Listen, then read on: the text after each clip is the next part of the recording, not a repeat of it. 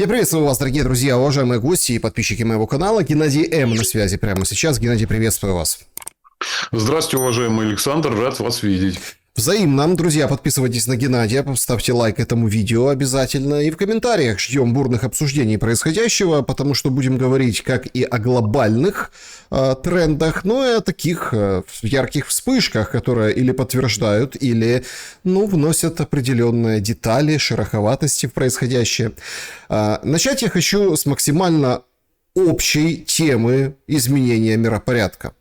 Трамп в Азии встречается в Малайзии, встречается с разными представителями разных стран, конечно, Бразилия, конечно, мирный договор, очередная война, которую он закончил, летит в Японию, и в Японии на, собственно, базе военной говорит, что мы такие мощные, такие сильные, вообще всех победим, всех разорвем, самое лучшее, и, в общем, будем только улучшать свой военный потенциал, и в общем, нет нам равных.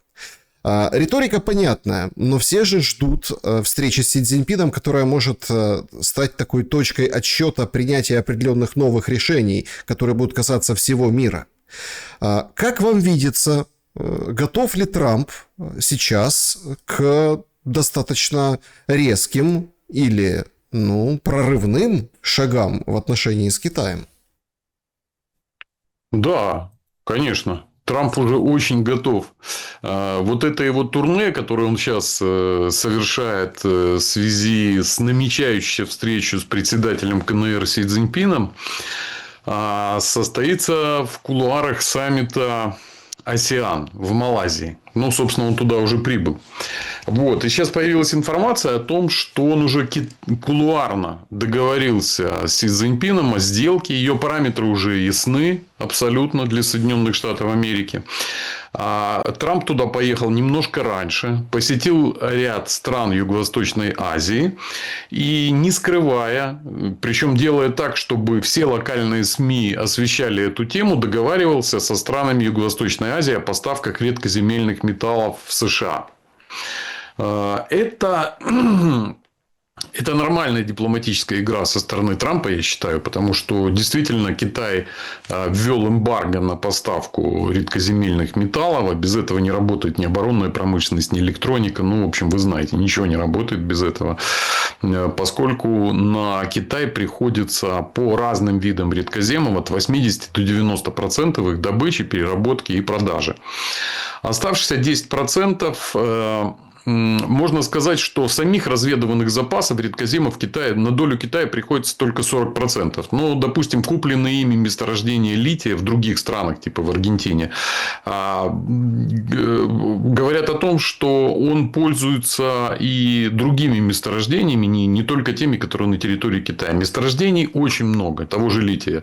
Мы знаем, что они есть и в украинских степях, и в России есть эти месторождения, кстати, которые сейчас очень бурно будут разрабатываться. Но это все не имеет никакого прикладного смысла. Потому что самое главное в редкоземе – это содержание его в почве. Самое высокое оно у Китая. Даже если он договорится со странами Юго-Восточной Азии, китайцы тоже понимают, что это большой блеф, то ничего не получится. Но что больше всего беспокоит китайцев, конечно, эти 100% пошлины. Хотя Китай официально заявляет, что нас это никак не волнует, мы и так выживем. И, в принципе, они даже не блефуют, китайцы, поскольку доля китайского экспорта в США, она не львиная, это не 50% и даже не 25%. Китай за последний год, с тех пор, как Трамп начал свою тарифную войну, диверсифицировал очень жестко поставки, открывает новые рынки. Поэтому, даже если случится назначение 100% пошлин на китайский импорт, то Китай это переживет. Это не будет потрясением, не будет обвалом. Не будет ничем чем-то таким грандиозным. Потому что, знаете, очень интересная вещь. Есть такой журнал The Economist, который мои зрители любят, когда я анализирую. И в этом журнале The Economist проанализировали за последние 7 лет. Там было порядка 20 публикаций о мягкой посадке Китая. О том, как Китай перестает доминировать. О том, как все там катится вниз. О том, как убит практически рынок девелоперства в Китае. Рынок жилья умирает. О том, как китайская нация стареет. О том, как возникают внутренние проблемы. И что Китай вот-вот не сегодня-завтра самоубьется. Но этого не случится и не случилось. Точно так же, как некоторые видные экономисты в Российской Федерации 30 лет уже предрекают крах США скорый. Но США никак крах не постигнет. Ну и давайте добавим сюда сразу вдогонку. Уже многие предрекают, что Россия скоро распадется и развалится. Поэтому это вот как бы одного порядка рассуждения. Нет, это все-таки не одного, наверное, порядка рассуждения, поскольку развал и распад России – это желаемая цель. То есть, эта цель поставлена, она поставлена открыто, этого никто не скрывает. И эта история развивается, наверное, с 17 века. 17 века, потому что был проект по развалу Российской империи. Этот проект состоялся. В рамках этого проекта бывшие территории Российской империи уже подготовлены к противостоянию с Россией. А это и Финляндия, это и Польша, которая ходила в состав Российской империи. Ну и дальше, после этого, возник так называемый Гарвардский проект. Это открытый документ. Вы можете ввести в Гугле Гарвардский проект и прочитать, о чем он и для чего. Гарвардский проект был о разрушении СССР.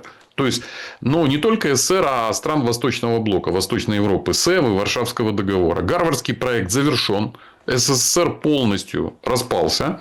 Этот проект выполнен. И сейчас тоже можете набрать в Google поиске, что такое Хьюстонский проект. А вот Хьюстонский проект очень интересен тем, что понятно, что Хьюстонский проект – это проект разрушения России. И Хьюстонский проект очень интересен тем, что там роль Украины прямо уже была прописана. Представляете, когда его создали, этот Хьюстонский проект, да? Понимаете, да? Когда еще речи не было об этом. И там роль Украины решающая. Главное и решающая. Но самое интересное, что в задачах Хьюстонского проекта не стоит такая тема, как достижение независимости Украины, как то, о чем тут недавно по сети разнесся Днепровский рэб и всем рассказал о мире 15 января до 15 января 26 года. О том, что Украина привлечет огромные инвестиции, туристические потоки и начнется процветание. Об этом речь не идет в Хьюстонском проекте. В Хьюстонском проекте речь идет о физическом расчленении и уничтожении костяка русского, белорусского и украинского народов. Как самых лишних в построении нового мирового порядка. Они будут мешать. Да, в силу своей ментальности, своих традиций, своей культуры. Это непокорные люди. И мы это сейчас видим с вами на войне. Да? Их ничего не может сломить. Их не останавливают никакие тяжелые условия. Недоедание, холодание. Это все их делает только крепче. Поэтому результатом Хьюстонского проекта будет не разрушение России, только разрушение России, а уничтожение костяка русского, белорусского, украинского народов. Поэтому в этих рамках я бы не сказал, что это какие-то одинаковые цели. Что касается Китая. Конечно, мы понимаем, что Китай играет решающую роль как партнер России в поддержке ее в эти тяжелые для России времена. Такую же роль, важную, не такую, как Китай, но не менее важную, играет КНДР, Северная Корея. И поэтому Трамп уже в кулуарах заявил, что он хотел бы встретиться с лидером Северной Кореи Ким Чен Ыном. Вот. После этого по закрытым источникам стало понятно, что МИД российский связался, доверенные люди, с Ким Чен Ыном. И в рамках подписанного договора о стратегическом и военном партнерстве с КНДР попросил Ким Чен Ына, очень попросил, отказаться от встречи с Трампом. И Ким Чен Ын ответил на это согласием. Он сказал, что да, он не видит смысла встречаться. Тем более, у Трампа там прозвучало такое очень интересное. Это вообще очень интересно. Это надо понимать, да, что человек, который путает Албанию, значит, с Таиландом или еще чем-то там, да, он сказал, что он бы хотел встретиться с Ким Чен Ыном в рамках своего турне по Южной Корее. Встреча в Южной Корее. Представляете, Ким Чен Ын прилетает в Южную Корею. Это приблизительно такой же прикол, как Путин прилетает в Киев или Зеленский прилетает в Москву. Это приблизительно вот одного порядка вещи. Да? То есть, Трамп даже не понимает, что Ким Чен Ын не полетит в Южную Корею никогда, потому что это основные геополитические противники и враги. То есть, с Ким Чен Ыном у него не получится, скорее всего. А вот с лидером КНР Си Цзиньпином у него получится. Встреча это состоится. Да, и встреча состоится в рамках этих... Меня вот другой момент интересует. Вы так вот сказали, а ведь я просто, пока далеко не ушли, требует расшифровки. Вы говорите костяк народов. Что это такое? Ну, уничтожение, да? Да, я вам сейчас объясню. Российско-белорусского, украинского. И главный момент. Так а что ж, подождите, непокорных народов пруд-пруди на земле. А вы прям утверждаете, что именно эти народы лишние в новом мировом порядке. А что это за мировой порядок такой, раз как раз-таки славянские народы со своими костяком там поперек горла?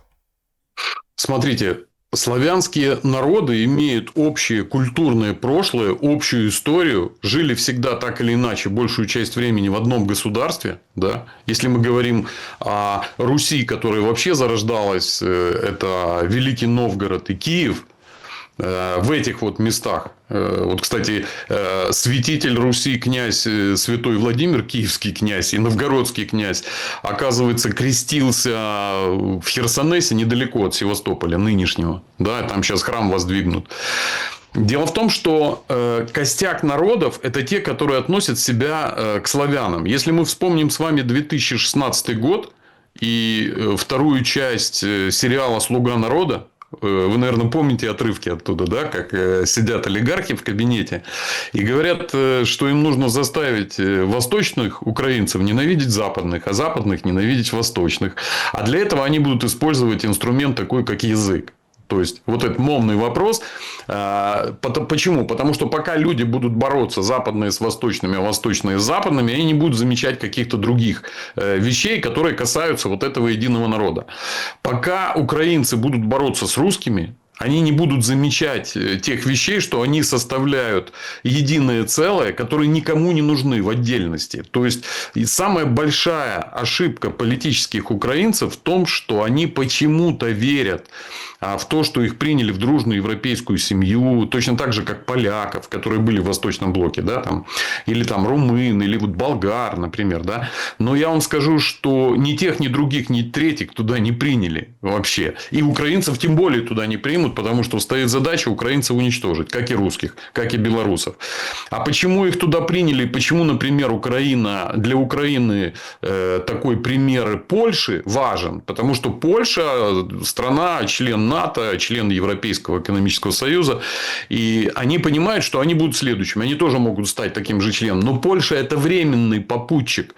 Польша – это пушечное мясо для следующего витка вот этой самой Третьей мировой войны. Никто ее туда, в этот западный мир, не принимал. А Польша, Румыния, Болгария, они не относятся к Сербии, они не относятся к западному миру. Это враги человечества. Сербы такие же точно непокорные. И Сербии сделали именно то, что сейчас пытаются сделать с Россией, Украиной и Белоруссией.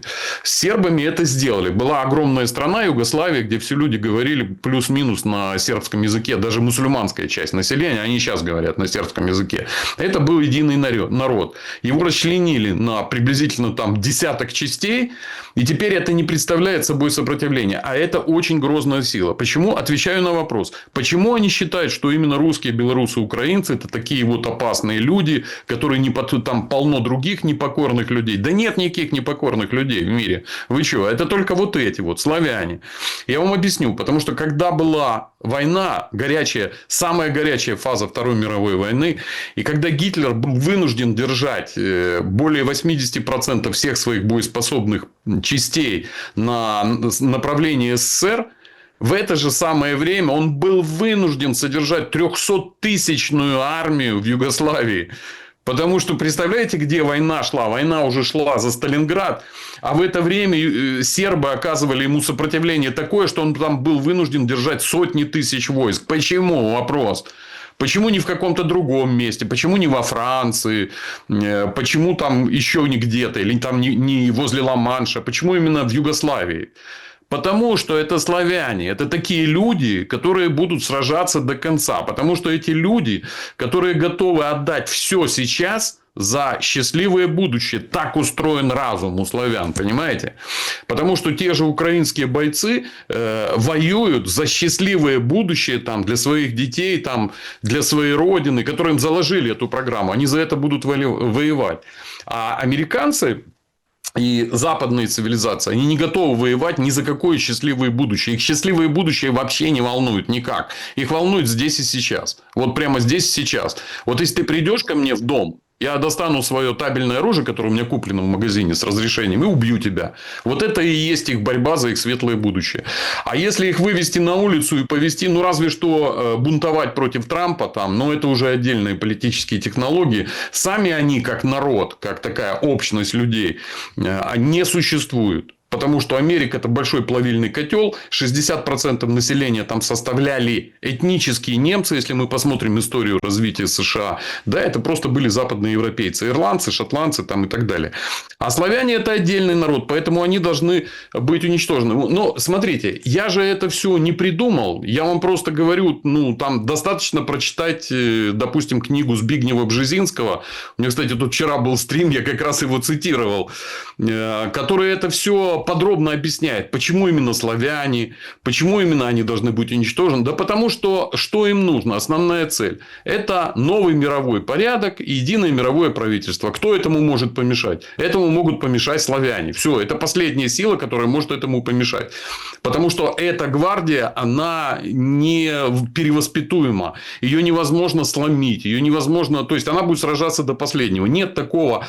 Помните, был как-то такой обзор, когда во время миротворцев в Югославии, где было очень много миротворцев с разных стран, там возник конфликт между американцами и русскими. Они, значит, подрались в каком-то баре, а потом американцы напали на русский лагерь и пришли, значит, русских, а у русских же в оружейке оружие, они безоружные были. И русские выскочили, американцы пришли в военной форме, а русские выскочили, начали драть на себе тельняги и выскочили с голым торсом и порубили американцев саперными лопатками. И я просто читал обзор на одного военного американского психолога, и он говорит, странно, когда американцы идут в бой, они одевают амуницию на себя, защиту. Когда русские идут в бой, они себя сбрасывают белье. Ну, то есть, смысл в чем? Да вот в том-то и смысл, что американцы бьются до первой крови, а славяне бьются до последней. Понимаете? Ну, мы это видим на фронте. Ну, там полно. Хорошо, полно так а что это за... Подождите.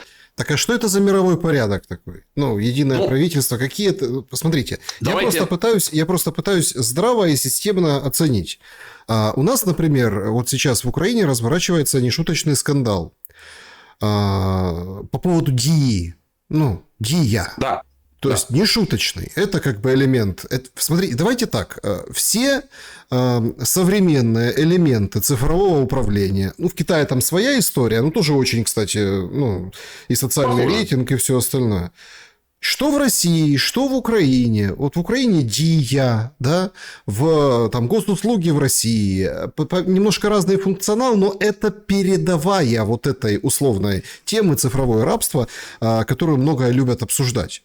В английской прессе, британской, да, там прям рассуждение, Стармер тоже попытался чего-то такое ввести. Его сразу затюкали, сказали, сядь под лавку, никакой цифровой там ID в Британии вводить не будут. И Европа, видите, как очень настороженно к этой истории относится, потому что скандал в чем в Украине? В том, что взяли люди, и поэтому банк ID понабирали кредитов, короче, мошенничество, взломали этот весь код, и, в общем, безопасности ноль. В сервере где-то все хранится. То есть, мы же вроде как на передовой этих ноу-хау. А вы говорите, надо сплавлять и россиян, и украинцев, и белорусов.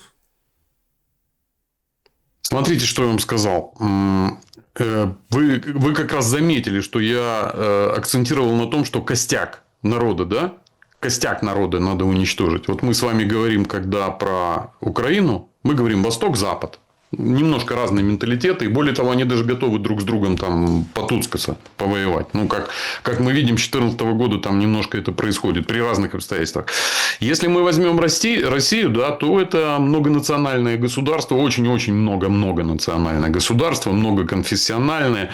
Где тоже можно устроить вот такие потасовки. Но есть костяк. Есть в России есть государствообразующий народ, русский народ. Это приблизительно 80-82% населения сейчас. Вот.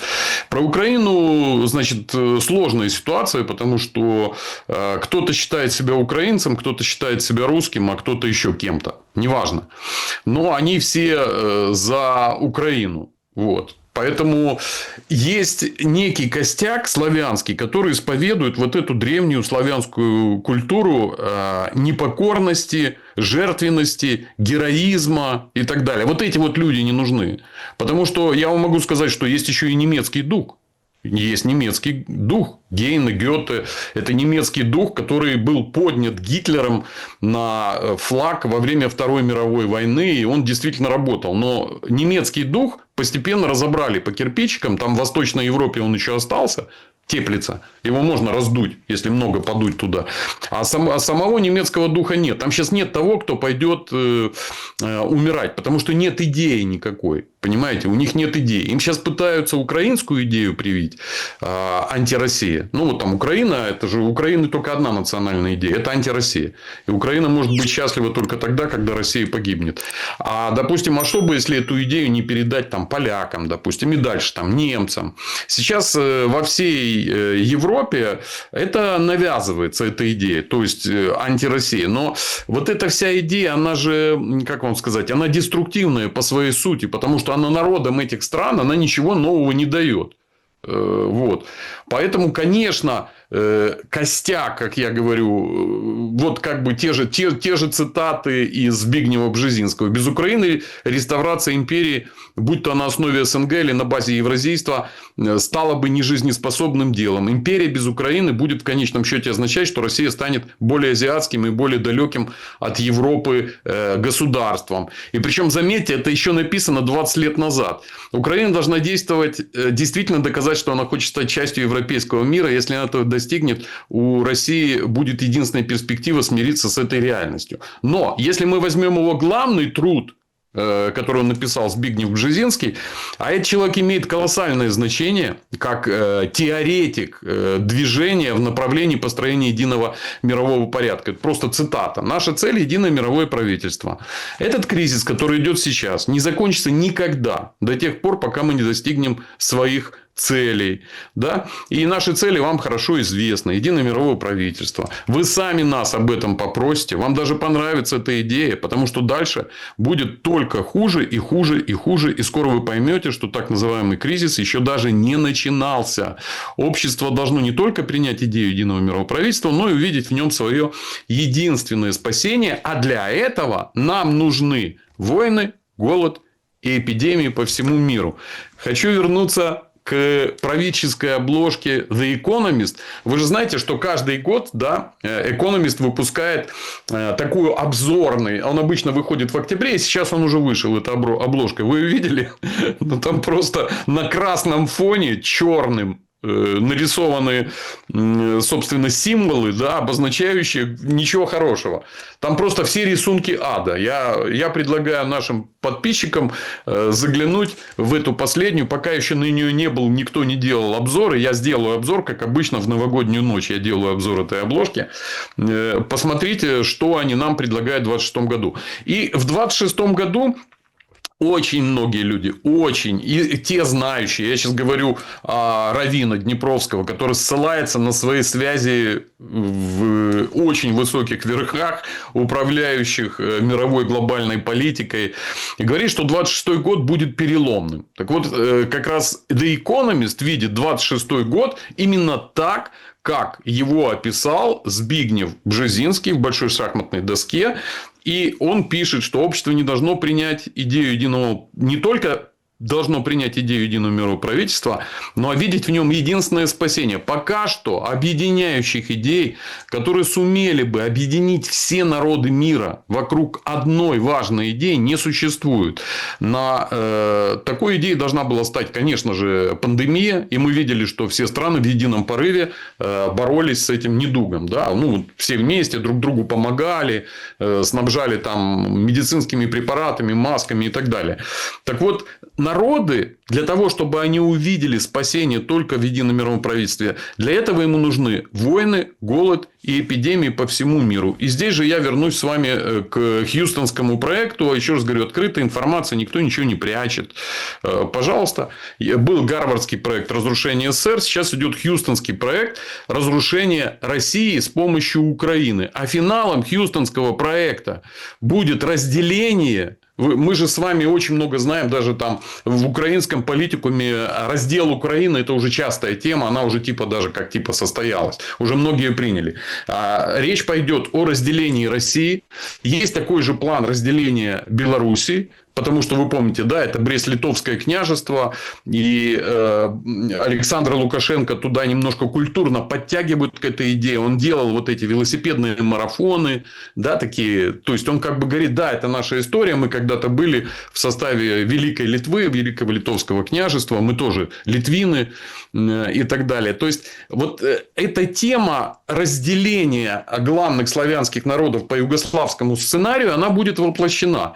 Я скажу, что Украина – это большая страна, огромная страна. Если мы сравним даже с Югославией, если Югославию удалось на 10 частей разделить, то как бы и Украину, в принципе, чтобы вот как я выразился, костяк народа не собрался и не почувствовал себя единым, ее тоже растащат по кускам. Вот этот Восток, как бы, вот там Россия хочет вот эту Новороссию, там вот этот Донбасс, ну пусть забирает, да, там Великобритания заберет Одессу, вот эти южные побережья она заберет, а дальше там уже Румыния, Венгрия, все растащим Украину по югославскому сценарию.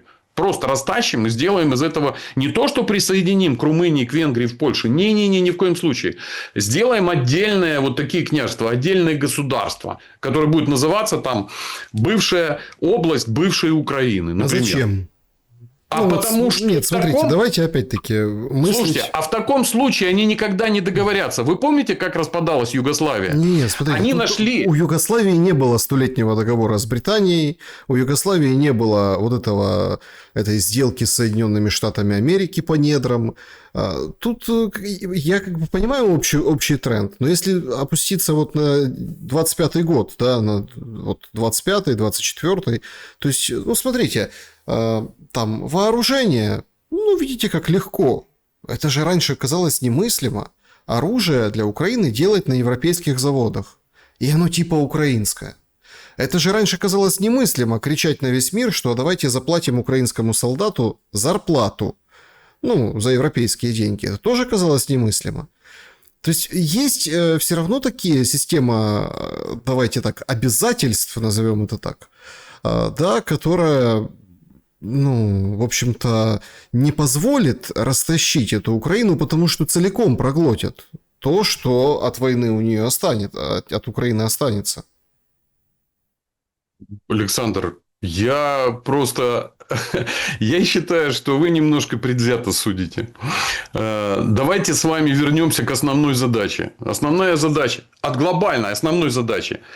Построение единого мирового правительства, ликвидация расчленения Украины, России и Белоруссии. Вот в этом какой смысл сейчас не кормить Украину оружием, если она выполняет свою уставную функцию, она разрушает Россию. Смысл какой? Как она будет разрушать? Ну, не поставьте Украине оружие в течение месяца-два, и как бы и Россия там захватит все земли. Это же не вот эта задача стоит, а совершенно другая. Поэтому я вижу, здесь все очень логично. Да, Украине поставляют оружие. Вопрос. Давайте так, логически, может ли Украина нанести стратегическое поражение России? Нет, не может. Ни при каких обстоятельствах. Россия уже выиграла. Она выиграла изначально. Потому что пока у нее есть там мощное ракетное вооружение и так далее, она этого не даст. Путин это намекнул. Он показал буревестник. Он сказал, что... Ну, правда, он все время об этом говорил. Он все 4 года говорит о красных линиях, об ударах по центрам принятия решений. Ну, до сих пор их не было. Но до сих пор не было и такой ситуации в России, как сейчас она стала. Она же накаляется, да? То есть, есть там определенный дефицит бензина, особенно на Дальнем Востоке, в других регионах. Есть дефицит энергогенерирующих мощностей. Ударили по самой большой подстанции в России, да, которая может, в принципе, выход ее из строя может расчленить единую энергетическую сеть. Сейчас другая ситуация. И если раньше... Вы же знаете, как вообще русский менталитет работает. Украинский, любой наш, славянский. Пока жареный петух не клюнет, ничего не случится. То есть, наш менталитет славянский работает только в одной позиции. При суровом внешнем давлении. При мощнейшем внешнем давлении. То есть, сейчас происходит увеличение этого давления с обеих сторон. Да? Мы видим, что выводятся объекты энергоинфраструктуры, выводятся объекты топливно-энергетического комплекса. И это до какой-то поры доводит до такого состояния, когда, если есть какие-то козыри, они будут применены. Есть ли козыри у России? Ну да, есть. Есть там ракетная, ядерная техника. Вопрос, как это будет выглядеть? У меня есть версия. Хотите, я вам скажу. Да, интересно. Вот смотрите, я просто Да. хочу добавить, что тут же еще идет тяжелейшее... Вот мы сейчас на пороге очень тяжелейшего этапа. Помимо того, ну как на пороге, Украина уже в этом этапе. Проблемы со светом, с теплом, вынос электроподстанций, Украина отвечает. И тут две составляющие. Болезненный удар наносится по Белгородской плотине, водохранилище. На метр ушла вода, затопила там позиции, передают сами российские военные возле Шебекина. С одной стороны, это удар исключительно такой локальный этого театра военных действий, потому что в Волчанском дела плохи с точки зрения обороны ВСУ. И поэтому это вроде как замедлит исход Волчанской, вот этой северной, да, вот этого северного края Харьковской области. А с другой стороны, это ведь непоправимый ущерб прежде всего землям. Ну вот мы помним разрушение Каховской ГЭС. Ну, как-то разрушили, все, а это поменяло полностью вообще ландшафт и перспективы использования той или иной территории. Поэтому вовсю кричат там, а давайте бить по дамбам друг друга. И что тогда мы будем иметь на выходе? Это не только там энергетический, не только военный, а еще и такой более глобальный аспект. На более глобальный уровень выходит война. Александр, я с вами соглашусь частично, но не полностью. Разрушение Каховской плотины – это была катастрофа. Ну, согласитесь, и по площади затопления, и по объему, и по техногенным последствиям, в том числе даже для охлаждения Запорожской атомной станции, и для военного... Это была ужасная катастрофа. Если второй раз прилетят беспилотники, там уже на метр понизился уровень по Белгородской плотине, ну, затопит где-то приблизительно несколько десятков населенных пунктов, из них 3 крупных. Ну да, это будет неприятная катастрофа. Кроме всего прочего, я просто знаю, что сейчас губернатор Белгородской области Гладков поехал в Москву, встречался с министром обороны. Там вышли разговоры на повышенных тонах о том, что никак не могут защитить этот важный объект и вообще Белгородскую область от атак. Но... это не будет иметь решающего значения. Удар по Днепрогэс был, вы же помните, да, со стороны России. Трипольскую ТЭЦ разбомбили, 6-ю ТЭЦ в Киеве разбомбили. Это, все ужасные последствия. ВСУ растаскали Белгородскую ТЭЦ, тоже разбомбили, да. Это не будет, как вы говорите, иметь глобальных последствий. Глобальные последствия, я вам скажу, когда начнутся. Когда произойдет техногенная или гуманитарная катастрофа в России такого масштаба, что для того, чтобы сохранить спокойствие внутри страны, высшее руководство России примет решение нанести очень мощный удар. который может испугать европейские страны. Вот это вот да, это, наверное, может быть. Вот там будут уже глобальные последствия. А я вам скажу, глобальные последствия возникнут только после того, когда Майя Санду примет решение. Но она ничего не принимает, ей скажут, она значит, там подпишет. Примет решение атаковать Приднестровье. Тогда как вот Науседа, президент Литвы, заявил, что надо России ограничить транзит, доступ к Калининграду. Вот это вот может быть авария. Очень важное глобальное событие. После этого последует, если войска НАТО войдут в Калининград, после этого 100% последует ядерный удар тактическим ядерным вооружением по Польше. И по Литве, возможно. Вот это уже будет триггер на изменение глобальной всей ситуации на фронте. А если разрушат Белгородскую плотину, это будет трагедия. Это реально гуманитарная большая трагедия. Извините, а в украинских городах что сейчас проходит? А люди, которые стоят за водой, а в квартирах температура +5. И сейчас начинаются холода, и отопление пока не дают, говорят, вот. Это же тоже гуманитарная катастрофа, достаточно серьезная. Но, как сказать, проблемы индейцев не волнуют шерифа, потому что ни русских, ни украинцев, ни белорусов, никто из западного мира не присваивает им статус каких-то особых людей. Это все одно целое. Это все должно быть расчленено и уничтожено или обессилено. То есть, просто расчленят на какие-то управляемые анклавы, которыми будет легко управлять, чтобы они все вместе опять не собрались. Вот и все. Поэтому я не вижу здесь никаких глобальных последствий от перечисленных вами техногенных катастроф. Просто их нету. Я их не вижу. То есть, даже в совокупности так не работает, когда этого всего больше, больше и больше. Просто смотрите, мы воюем уже 4-й год. Скоро будет 4 года. Это много. Даже в условиях такой ограниченной контактности войны или специфического характера ведения боевых действий, все равно это очень долго и много. Что вы думаете по поводу заявлений Зеленского? Он якобы Туску сказал, что еще 2-3 года Украина готова воевать. Что это будут за 2-3 года? Куда они нас ведут и приведут?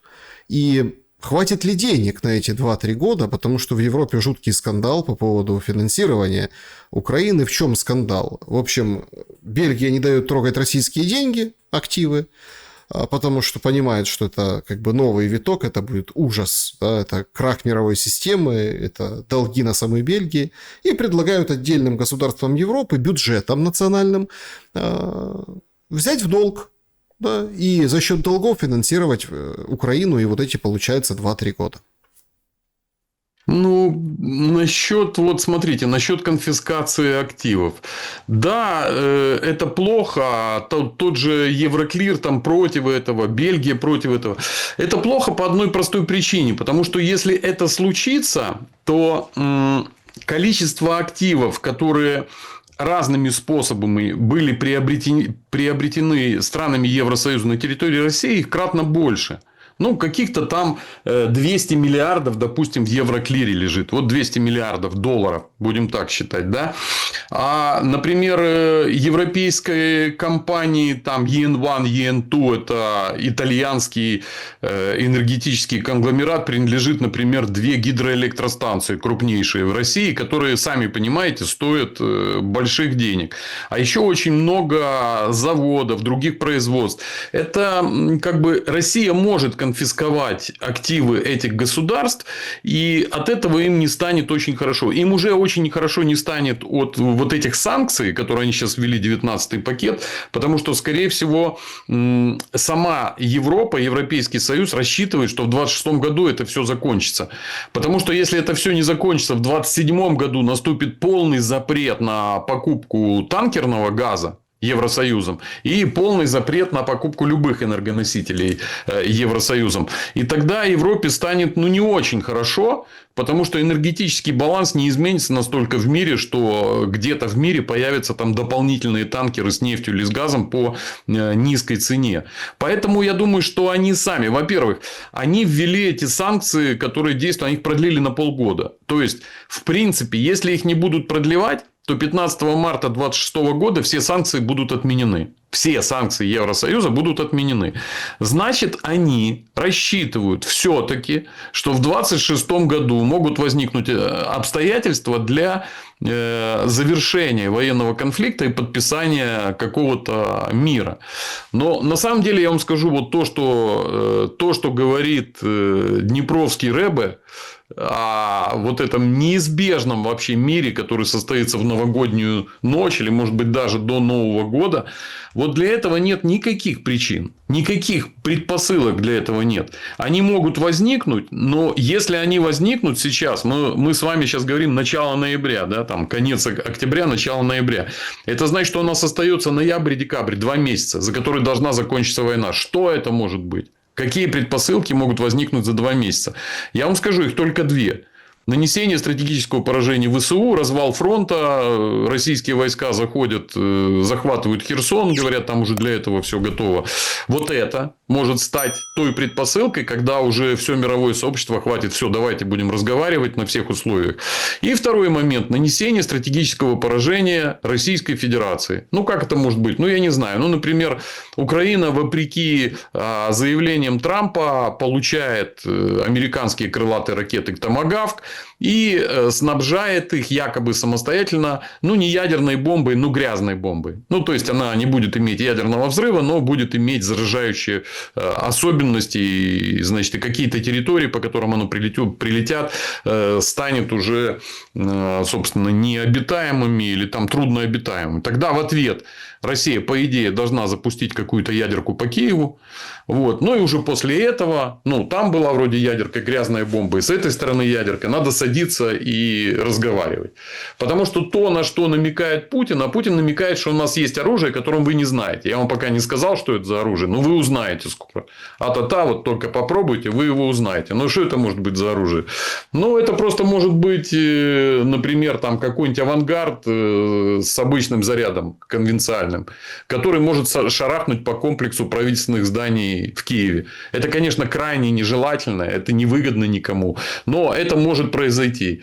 И после этого могут возникнуть такие обстоятельства, когда мировое сообщество уже сильно озаботится увеличением эскалации этого конфликта и пойти на подписание мирного соглашения. Я не вижу других вариантов, кроме бесконечного увеличения или повышения эскалации. Пока не будет вот этого бесконечного повышения эскалации, не возникнет предпосылок для мира. Пока все идет в таком виде, то, что говорит Зеленский, 2 года будет воевать, да, будет. Да, призовет всех от 18 до 24. Да, сделает обязательную мобилизацию. Я уже очень часто об этом вижу цитаты для женщин.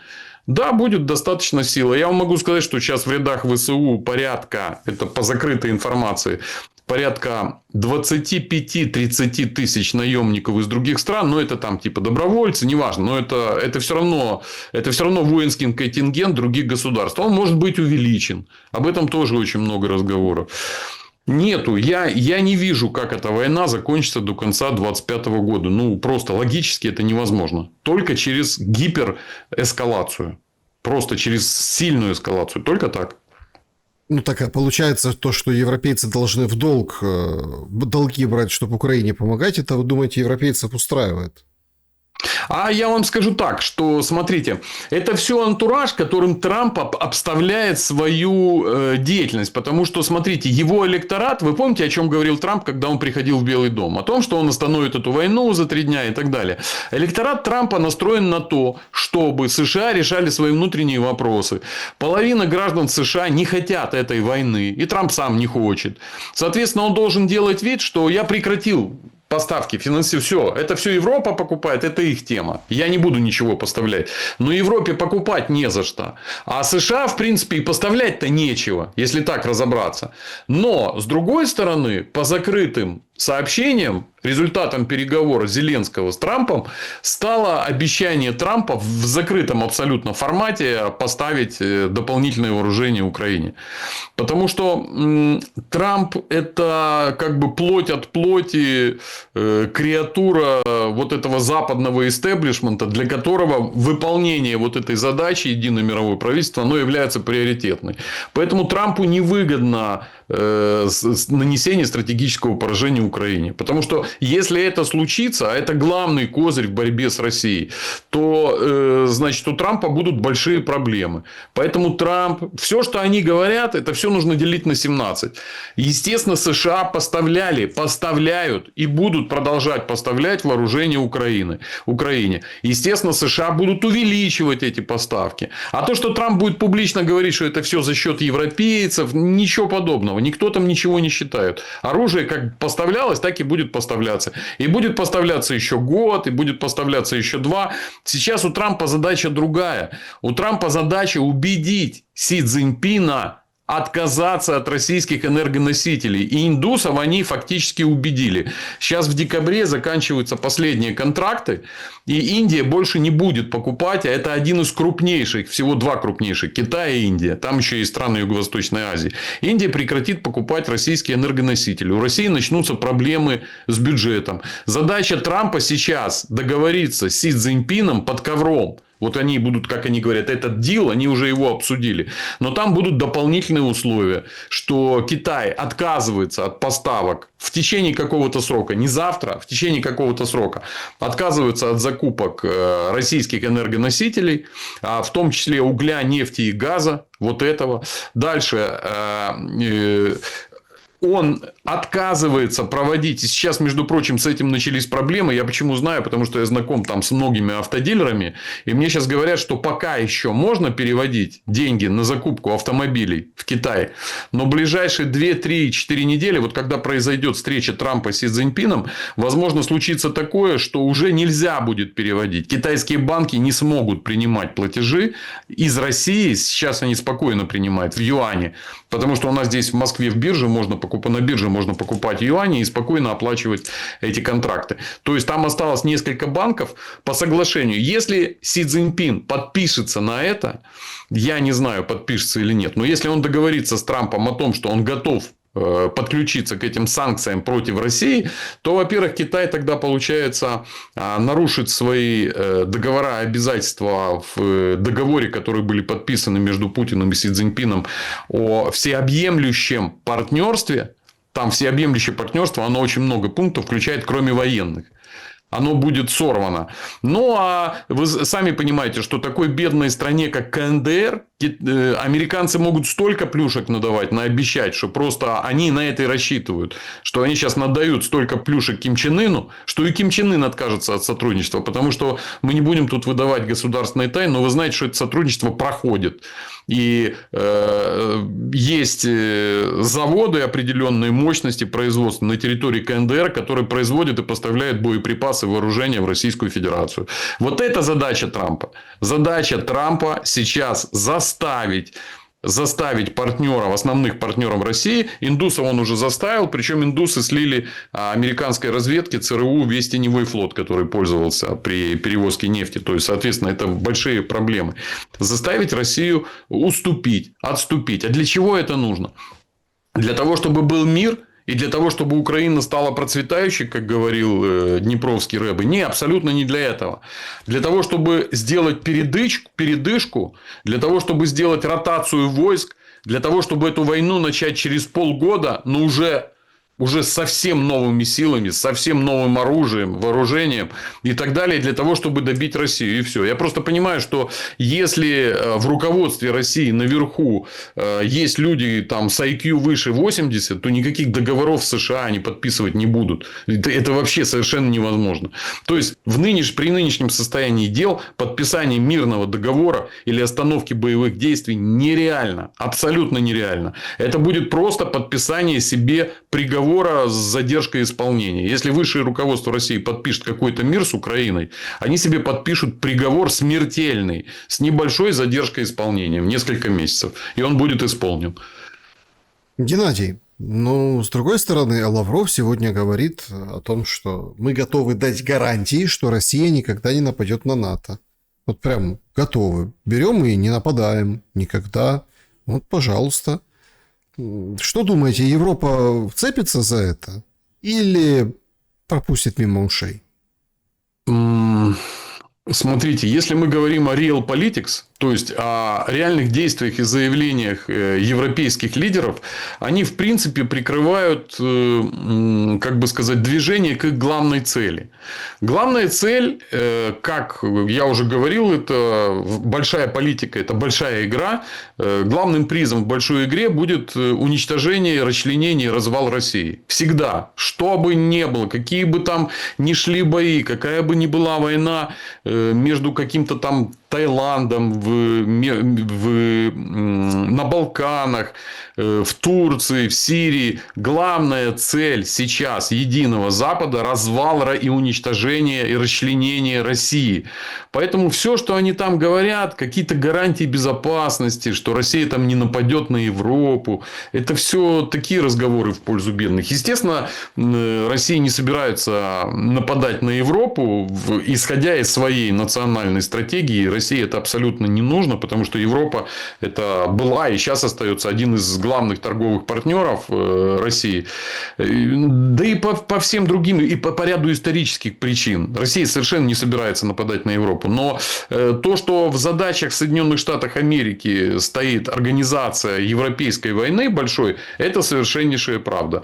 Вот. Поэтому, по моему пониманию, по моему соображению, они сейчас должны довести эскалацию до того, чтобы Россия ударила ядерным оружием по странам Восточной Европы. Для того, чтобы создать радиоактивный барьер между Россией и Китаем, и Юго-Восточной Азией, и западноевропейскими странами. Вот все, что они делают. А то, что они говорят, какие-то гарантии там, от России, это просто смешно. Вы просто вот даже любому из политических обозревателей российских или нашего генералитета проведите вот эту идею. А какие у вас гарантии, что вы не нападете на Европу? Никто не собирается нападать на Европу. Россия за свою тысячелетнюю историю ни разу на Европу не нападала. Вообще никогда. Просто никогда. Европа нападала, да, и Россия потом отражала это нападение, доходила до Парижа там, и так далее. Россия никогда не нападала на страны Западной Европы. Поэтому эта тема глубоко никого не волнует. Значит, волнует то, что сейчас делают американцы. Да, вот логика развития событий, чтобы так сжать, резюмировать. Значит, задача сейчас у Трампа, да, он прокатился по Азии, да, юго-восточной, немножко, конечно, опозорился с этими самолетом и вертолетом, которые упали с кораблей в Южно-Китайском море. Ну, ничего страшного. Он как бы провел встречи. Дальше будет Си Цзиньпин. Нужно каким-то образом порвать канаты против России, да, не в ее пользу. А потом вынудить Россию на нанесение ядерного удара, и тогда отвернутся все как бы от России, да, и вот скажут, и будут потихоньку уже как бы процессы разложения. Но... Да, вы правильно все говорите. Логика. Ну, если вот коротко сказать, да, то есть главная задача Трампа не только, заметьте, вы же помните турне Путина по Юго-Восточной Азии, там заключены договора о стратегическом партнерстве между Россией и Вьетнамом. Помните, с Малайзией, с КНДР, с Китаем. Его задача сейчас дезавуировать эти все договора, дать партнерам России по этим договорам о стратегическом партнерстве такие плюшки, сладкие конфетки, чтобы они вообще забыли. И, ну, как бы с их стороны это будет тяжело сделать, да, но они дезавуируют, то есть, как бы они ничего не будут расторгать, никакие договора, но они будут просто их саботировать. В обмен на американские плюшки, которые американцы им дадут. Понятно. Вот это их задача. Дальше довести ситуацию до того, влить еще больше вооружений. Влить совершенно новые, принципиально другие типы вооружений. Сейчас производится очень много беспилотников, которые являются решающим оружием современной войны. Нанести России стратегическое поражение. То есть, довести Россию до такого состояния, когда она сама не сможет дальше продолжать войну. Для того, чтобы... А он понимает, что Путин не сдастся. Ну, Путин просто не сдастся. У него нет такой галочки, что ну ладно, все, мы сдаемся, передумали. Все, мир. Понятно, что никакого мира не будет. Это будет просто перемирие временное для того, чтобы добить Россию. Значит, Россия будет вынуждена довести Россию до такого состояния, когда она будет вынуждена применить ядерное оружие. Вот. Когда ядерное оружие будет применено, ну, понимаем, что в России терпение, оно же бесконечное. И красных линий тоже очень много. А красные линии могут наступить только в одном случае. Это Калининград. И вот Калининград сейчас действительно стоит на картах. И мы сразу об этом с вами узнаем. Как только мы увидим какие-то провокации в районе Калининграда, Сувалского коридора, там вот это вот какое-то движение в районе Беларуси, если мы увидим там провокации, а Беларуси, вы понимаете, нападение на территорию Беларуси все равно, что нападение на территорию России, потому что у них доктрина совместная армия, совместная оборона и так далее у России и Беларуси. Поэтому, если вот это случится, то мы будем с вами понимать, что вот-вот уже в ближайшие недели или дни Россия будет вынуждена применить, ну, уже как бы свои последние средства. Так скажите, вот опять-таки, сейчас очень много параллелей проводят между, ну, когда поехал Трамп и так мило побеседовал с японской премьер-министром, и кепочку подарил, Япония возвращается, Japan back, да, и тоже там по редкоземам что-то подписал. И вообще так все хорошо, говорит, сейчас мы насытим оружием базу нашу в Америке. Пример же яркий. Ну, почему после применения ядерного оружия, тактического, показательного или такого какого-то, да, чтобы там по правительственному кварталу, ну так, чтобы весь мир видел и ужаснулся после какого-то такого применения, или в чисто поле, когда отправят там какой-нибудь типа заряд, смотрите, у нас есть, вот он туда прилетел, что-то по типу орешника, да, вот смотрите, мы ударили по орешнику, а он может быть там с боевой частью, ядерной, например. Ну, как бы показали, что мы готовы. Или действительно ударили в ответ на что-то достаточно. Почему все считают, что от России все отвернутся? Нет, ну подождите, смотрите. У нас мир сейчас живет по правилам. Законы не работают, мы это все понимаем. Законы это придумали англосаксы для того, чтобы другие их выполняли, а они их не выполняли. Законы не работают. Мир живет по правилам. То есть по праву. А право есть у кого? У сильнейшего. Да? Если Россия покажет зубы и долбанет там, например, по 2 каким-то военным базам, но еще раз говорю, для этого нужен повод. Для этого должна какая-нибудь танковая бригада польская войти в Калининград, например, или литовская, или с 2 сторон сразу. Или нанесение массового удара по военным объектам в Калининградской области. Допустим, вот этого уже для доктрины достаточно.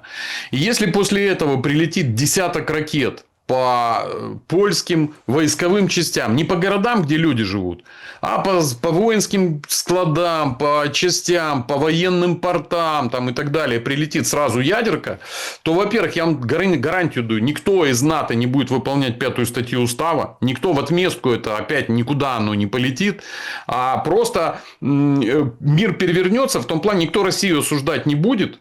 Потому что Россия выполнила это все, исходя из своей конвенции. Я вам другую вещь скажу. Не, подождите, вы себе противоречите, Геннадий. Смотрите, вот параллель. Хотите, так, я вам параллель? Нет, здесь четкое противоречие. Вы говорите, доводят до ядерного удара, а потом говорите, вот представим ядерный удар даже по Европе, и все испугаются, сядут под лавку, будут выглядывать, и, в общем, никто ничего не сделает, и Россию железной занавесью накроет. Александр, это же в логике. Американцам нужно опустить Европу. Нужна там войнушка.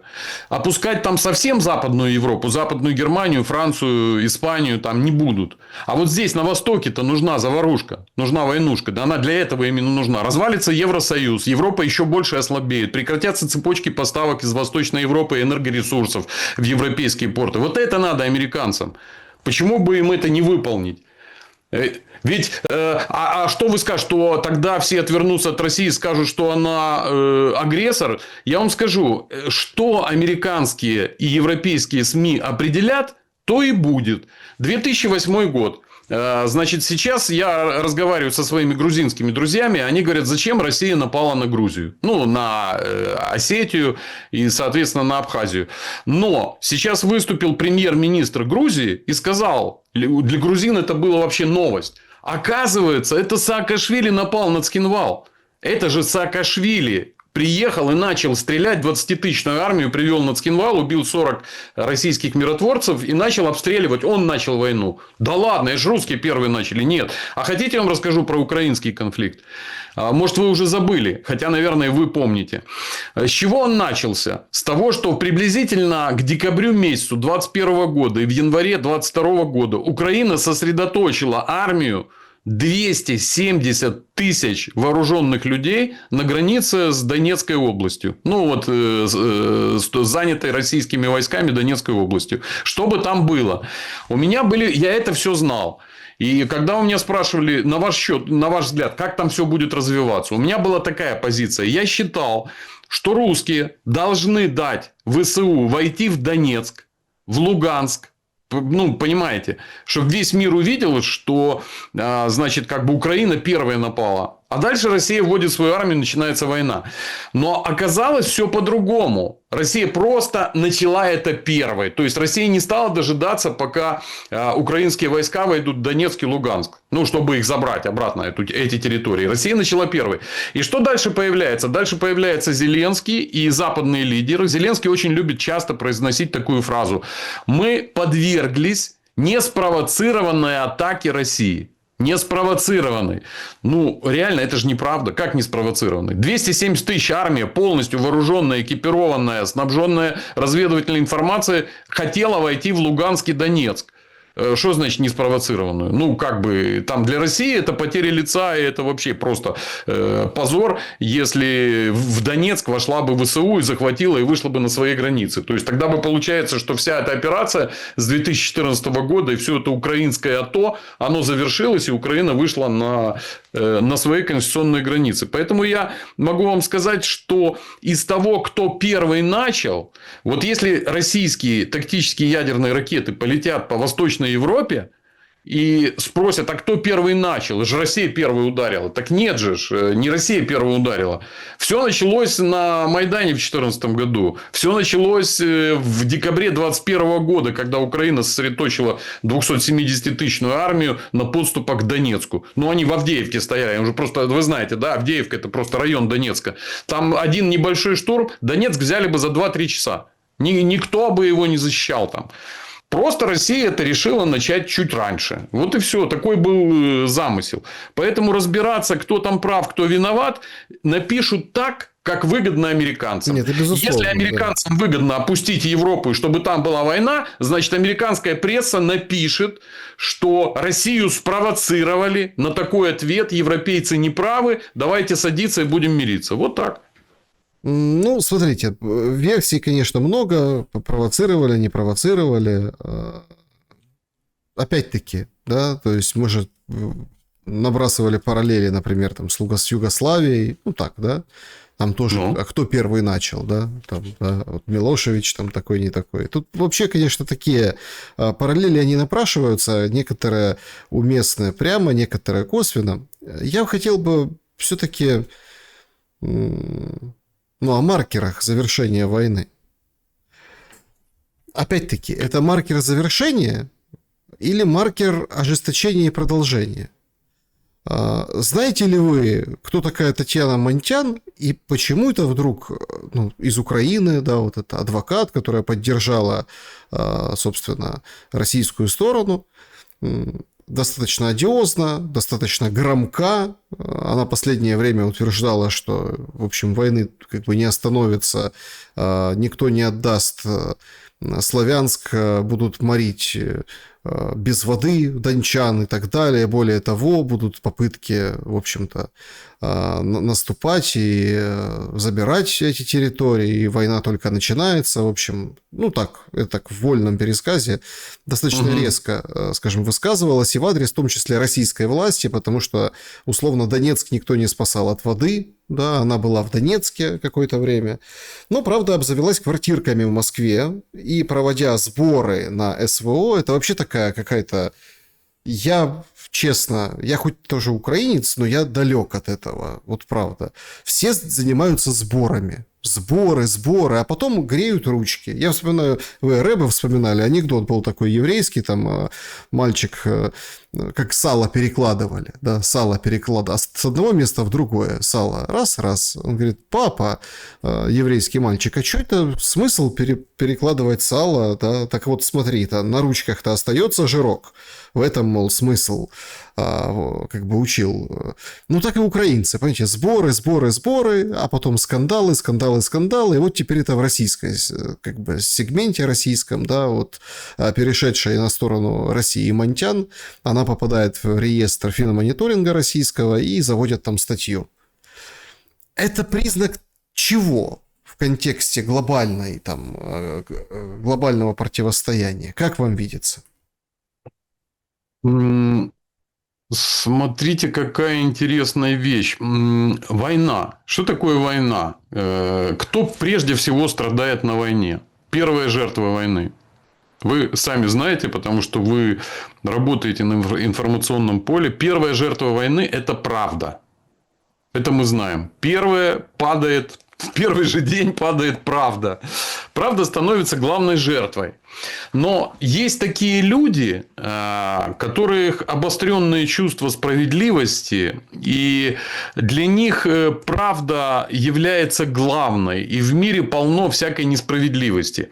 Если я вам скажу, что украинские войска, значит, некие офицеры ВСУ сообщают российской армии о местах скопления, дислокации вновь призванных.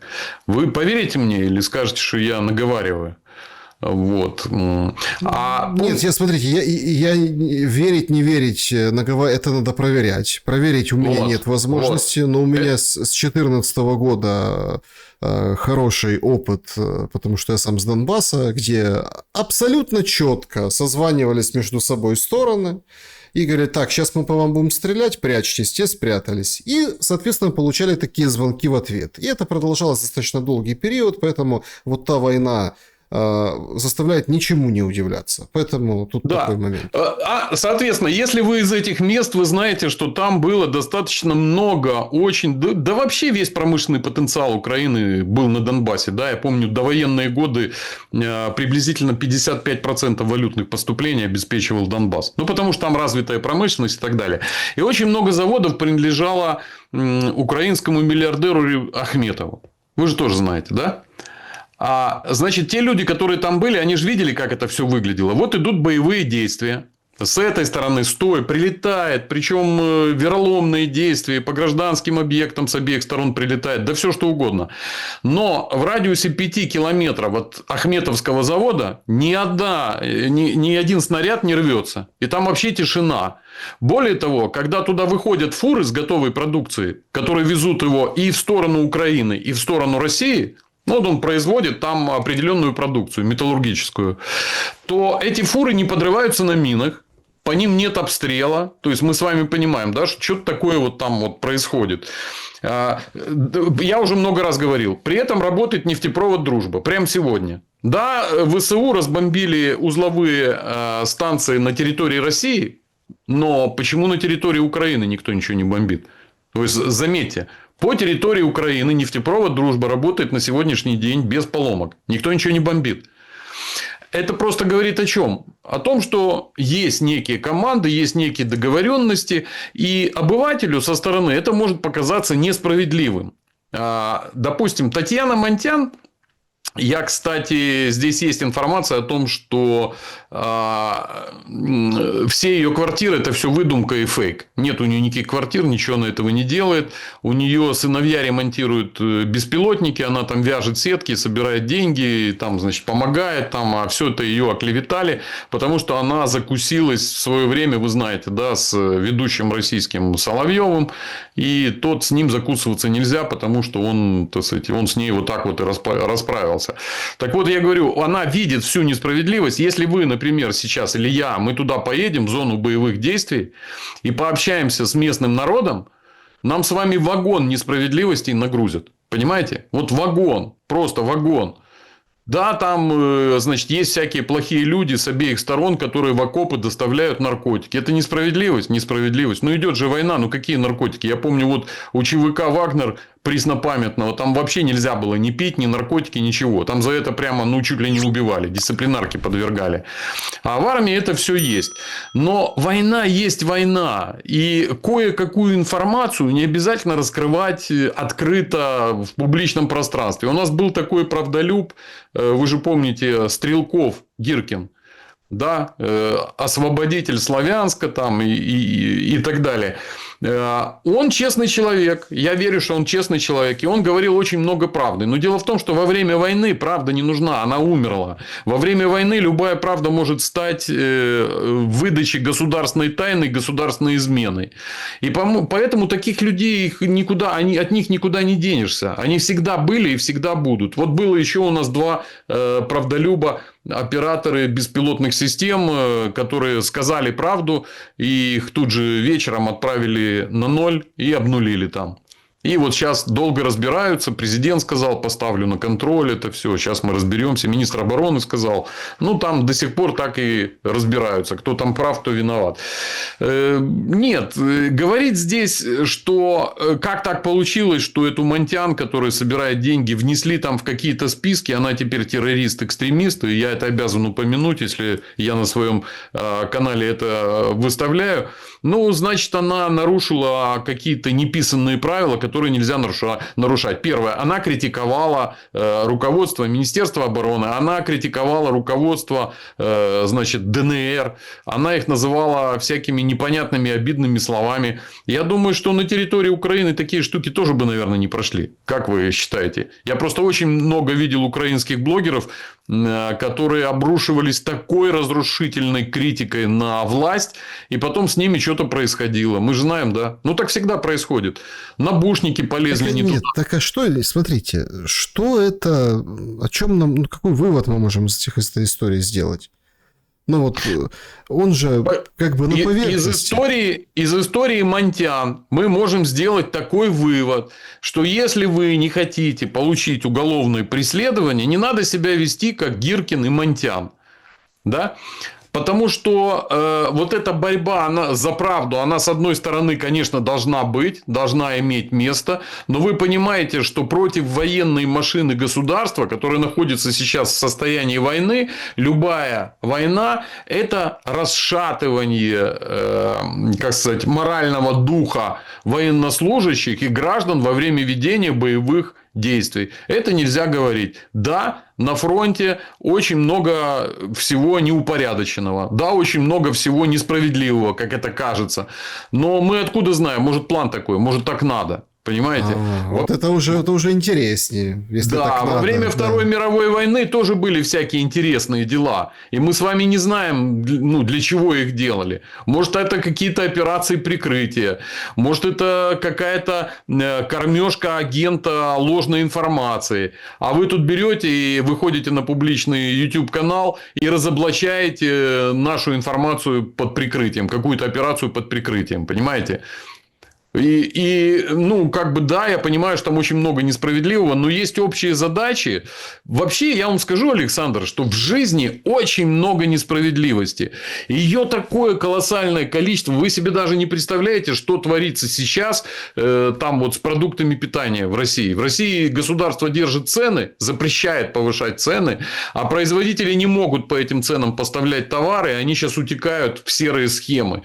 И те товары, которые молочные продукция находится на полках, она начинает насыщаться пальмовым маслом. То есть, там уже нет молочного жира, он уже там пальмовый. И это несправедливо. Почему? Потому что этим кормят детей. А дети потом болеют. Я вам таких несправедливостей столько могу привести. Их очень много.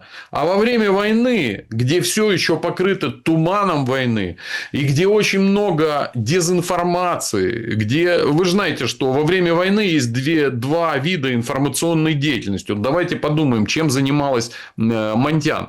Первый вид информационной деятельности – это информационная война. В чем она заключается? Да все очень просто. Россия всегда будет говорить, что Зеленский, Сырский, неважно кто, неправы. Они совершили колоссальную ошибку. Вот, например, российские пропагандисты вам расскажут, что украинская армия совершила колоссальную ошибку на Курской операции. Потеряли 50-70 тысяч военнослужащих ранеными, убитыми. И ничего не достигли. Значит, потеряли много техники. И они были неправы. Например, украинская пропаганда вам скажет, что Путин был неправ, что он начал СВО. Ну, вот он был неправ. И это называется информационная война. А на самом деле Путин знал, что послезавтра украинская армия войдет в Донецк. И он просто решил немножко раньше сработать, не допустить, чтобы в городе Донецке были бои. Значит, с точки зрения русских он прав, с точки зрения украинцев он не прав. Это первая часть, информационная война. А вторая часть – это военная пропаганда. Чем военная пропаганда, я уверен, что вы не занимаетесь этим, это более постыдные действия, военная пропаганда, отличается от информационной войны. Первое, мы просто говорим, кто не прав. Трамп был неправ. Он вызвал Путина на Аляску, а Путин не готов был подписывать мирное соглашение. Трамп не прав. А Путин прав, он молодец, он выиграл. Да? А чем отличается информационная война? Это обесчеловечивание противника. Чем занималась Монтян? Информационной войной. Что звучало чаще всего в ее эфирах у Монтян?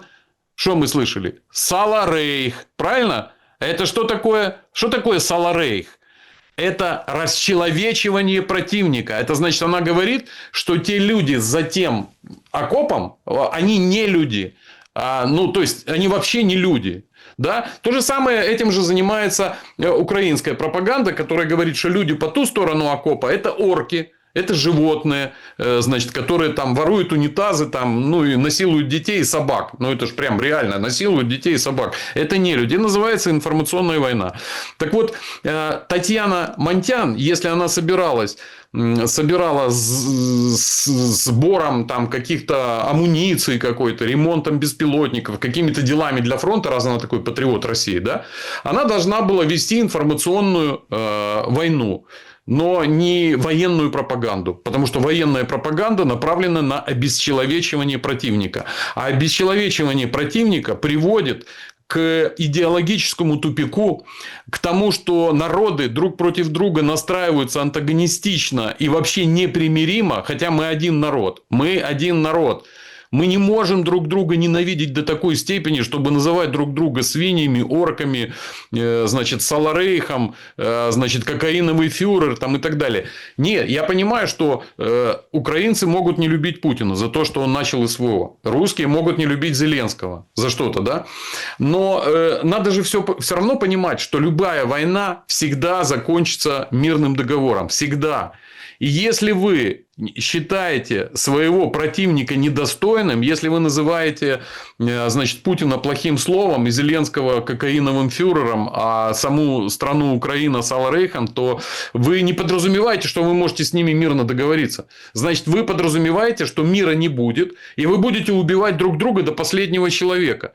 Так это же и надо. Об этом же Бжезинский это писал. Это же и надо, да. Убьют друг друга. То, с чего мы начинали, да. Да, пусть они друг друга и убивают, раз они не надо обесчеловечивать, вот этого делать не надо, это уже за гранью. Информационная война – это одно, а военная пропаганда, обесчеловечивание людей, значит, оскорбительные имена им давать, оскорбительные имена народам, ненавидеть там их культуру. Но я понимаю, что во время войны, конечно, надо качать ненависть. Пусть этим занимается пропаганда дозированно. Но я бы, например, я не считаю, что надо заниматься военной пропагандой и развитием ненависти. Это никак не приближает мир, это никак не помогает ни той, ни другой стороне. Это мое мнение. Геннадий был моим собеседником сегодня. Спасибо за время и мысли. До свидания, Александр. Спасибо вам. Друзья, благодарю, что посмотрели это видео. Пожалуйста, подписывайтесь, поставьте лайк. Берегите себя и друг друга. Добра и света.